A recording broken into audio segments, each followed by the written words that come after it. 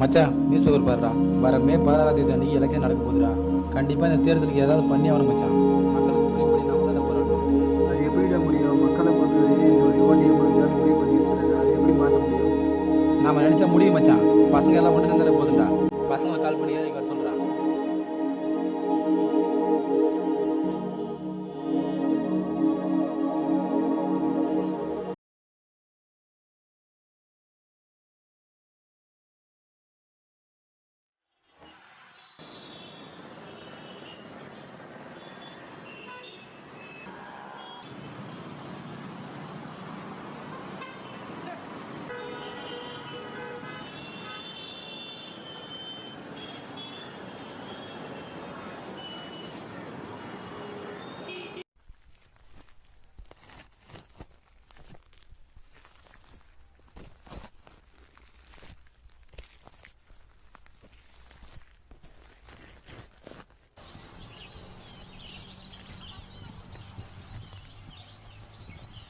என்னதான் கஷ்டப்பட்டு வேலை செஞ்சு உழைச்சாலும் கவர்மெண்ட் கொடுக்குற காசுலாம் வாங்க முடியாது. இதுக்கு நாம என்ன பண்ண முடியும்? Hi, sweetie. I love you. I love you.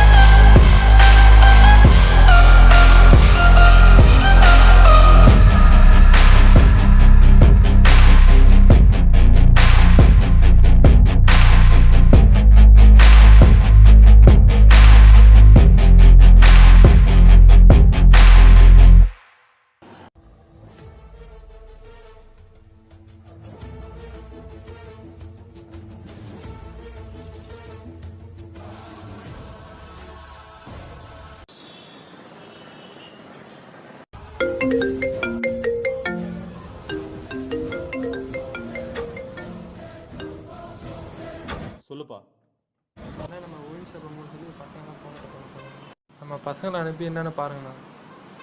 கண்டிப்பா நான் பார்த்துக்கிறேன், பசங்களை அங்கே அனுப்புகிறேன்.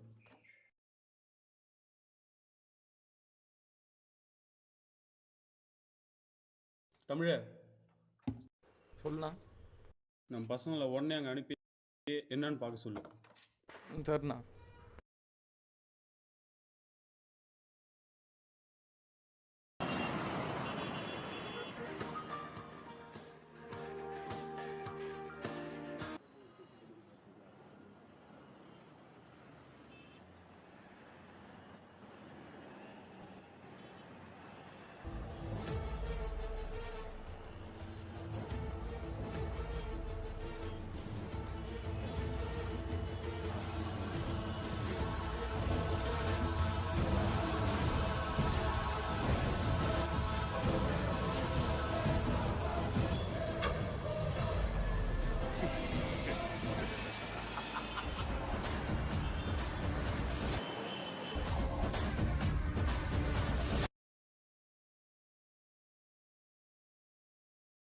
சொல்லுப்பா, என்ன ஆச்சு?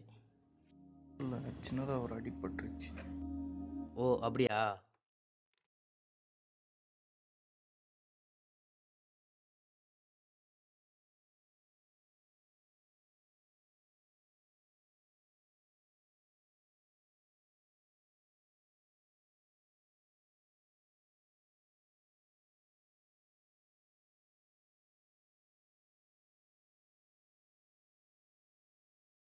வணக்கம். முக்கிய செய்திகள். சாலையோரங்களில் போக்குவரத்திற்கு இடையூறாக உள்ள பேனர்களை அகற்றக் கோரி திரு டிராபிக் ராமசாமி அவர்கள் தொடர் உண்ணாவிரதம். மதுவிலக்கு கோரி போராடிய சகோதரி 114வது முறையாக கைது செய்யப்பட்டார். கதிராமங்கலம், நெடுவாசல், தூத்துக்குடி மக்கள் தொடர் போராட்டத்தில் ஈடுபட்டு வருகின்றனர். எவ்வளவு தூரம்?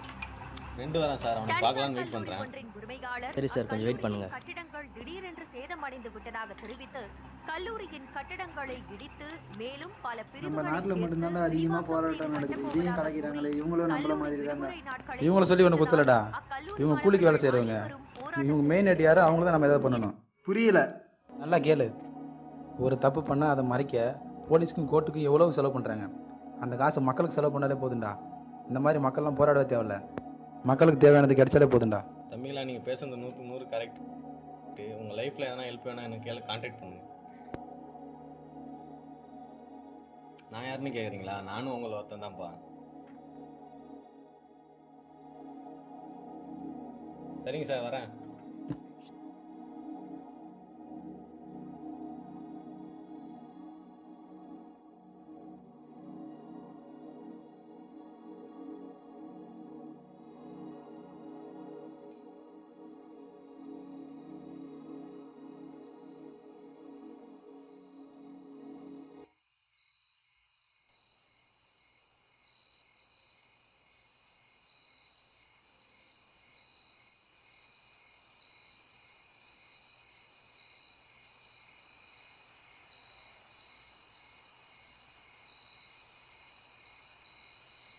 எதையும் யோசிக்காம வந்து படுறா.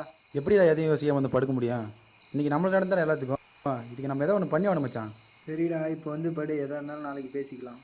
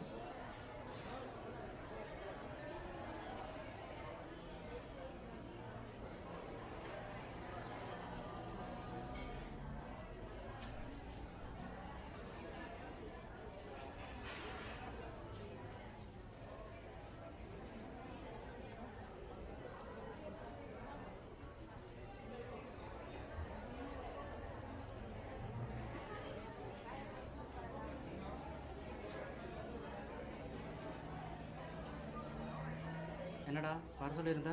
ஒன்றும் இல்லை, சின்னதாக ஒரு போராட்டம் பண்ணலாம். நேற்று போராட்டம் பண்ணதுக்கே நிறைய பட்டுட்டோம். பத்தாவது நம்ம நண்பனுக்கு வேறு அடிபட்டுருக்கு. நம்ம பண்ண ஒரு போராட்டத்தையே எப்படி சொல்கிறியே? தமிழ்நாட்டோட மூச்சை போராட்டமாக தானே போயிட்டுருக்கு. இப்போ என்ன பண்ணலாம்? ஃப்ரெண்ட்ஸ் எல்லாத்தையும் வர சொல்லி இப்போயே போராட்டத்தை ஸ்டார்ட் பண்ணலாம்.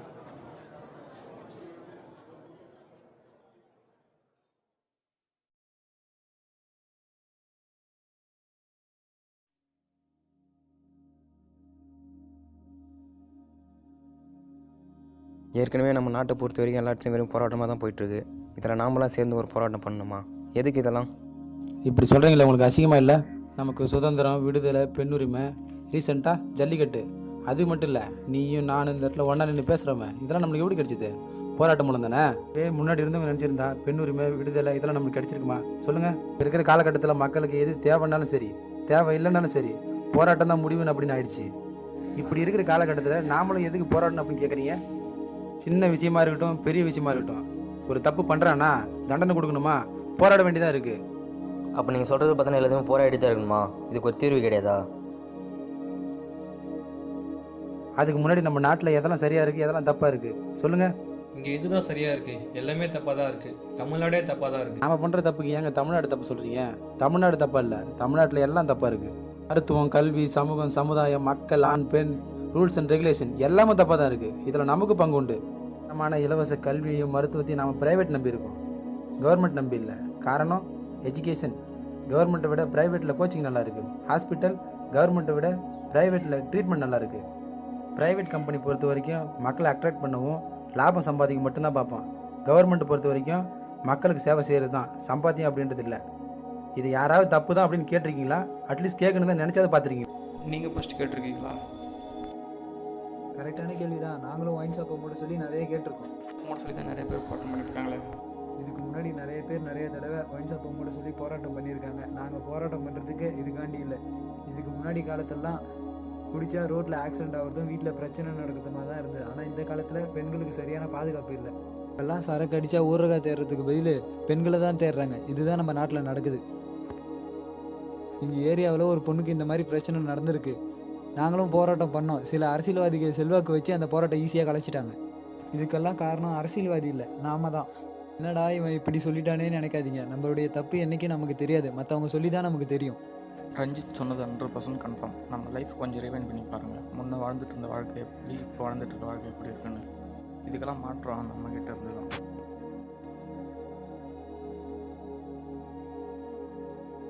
ரஞ்சித் சொன்னால் நீங்களும் சொன்னீங்க ஒயின் ஷாப் மூடினாங்க, திறந்தாங்கன்னு. கடந்த 2017 1700 மதுக்கடையை மூடினாங்க. மூடின 12வது நாள் அத்தனை ஒயின் ஷாப் ஓப்பன் பண்ணிட்டாங்க. மறுபடியும் 2018 1700 மதுக்கடையை மூட சொல்லி கவர்மெண்ட் உத்தரவிட்டாங்க. 18வது நாள் அத்தனை ஒயின் ஷாப்பும் ஓப்பன் பண்ணிட்டாங்க. ஏன்னா கவர்மெண்ட்டுக்கு இன்கம் ஒயின் ஷாப் மூலமாக தான். நம்ம நாட்டில் அரசு பள்ளியின் எண்ணிக்கை விட ஒயின் ஷாப் எண்ணிக்கை அதிகமாகவே இருக்குது. இதை சொல்லவே நம்ம ரொம்ப வெட்கப்படணும், அசிங்கப்படணும். இதுக்காக கவர்மெண்ட் தப்பு சொல்லலை, நம்ம மேலே தான் தப்பு. காலகட்டத்தில் யாராலையும் குடிக்காமல் இருக்க முடியாது. குடித்தா நல்லதுன்னு சொல்ல வரல, குடிக்கலாம் கெட்டதுன்னு சொல்ல வரல. நமக்கெல்லாம் மறதி அப்படிங்கிறது தேசியவாதியாக மாறி போயிடுச்சு. இல்லைன்னா ஒயின் ஷாப் மூடி நாங்கள் திறந்தாங்க, அதுக்கு ஏதாவது நம்ம பண்ணிடலாம். ஆனால் நாம் அதை மறந்துட்டு பிக் பாக்ஸ் பார்க்கவும் ரைஸாக போட்டு போடவும் போயிட்டோம். நாம் நமக்கான தலைவனை இலவசங்களிலும் சினிமாக்களிலும் நம்ம இருந்தால் இந்நேரம் நம்ம 1000 காமராஜர்களை பார்த்துடலாம். இதெல்லாம் யோசித்து பார்க்க நமக்கு நேரம் இல்லை. பெண்கள் வாழ முடியாத பாதுகாப்பு இல்லாத நாடுகளில் நம்ம இந்தியா முதலிடம். இதை சொல்லவே நம்ம ரொம்ப வெட்கப்படணும், அசிங்கப்படணும். தமிழ்நாட்டில் பசுமாற்றுக்க பாதுகாப்பு நம்ம நாட்டு பெண்களுக்கு இல்லை. வேலையை பயிர மீற மாதிரி நாமளே வேட்டையாடிட்டு இருக்கோம். யார் சொன்னால் பெண்கள் தப்பு பண்ணல? அப்படி பெண்கள் ரொம்ப ரொம்ப தப்பு பண்ணுறாங்க. பெண்களை பற்றி பேசப்படணும்னு இருக்கோம். 100க்கு 70% பெண்கள் ரொம்ப தப்பாக இருக்காங்க. தந்தை பெரியார் பெண்களுக்கு உரிமை கொடுத்தாங்க. அந்த உரிமை வச்சுட்டு பெண்கள் ரொம்ப தப்பு பண்ணிருக்காங்க. பசங்க வீட்டில் இருந்தால் கெட்டு போயிடுவாங்க, பொண்ணுங்க ஊரை சுத்தனா கெட்டு போயிடுவாங்க.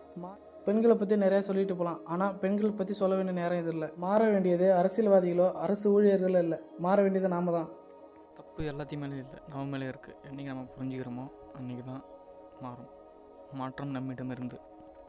அரசியலில் என்றைக்கு இளைஞர்களுக்கும் பங்கு உண்டு என்பதை புரிஞ்சுக்கிறாங்களோ அன்றைக்கி தான் நம்ம நாடு மாறும்.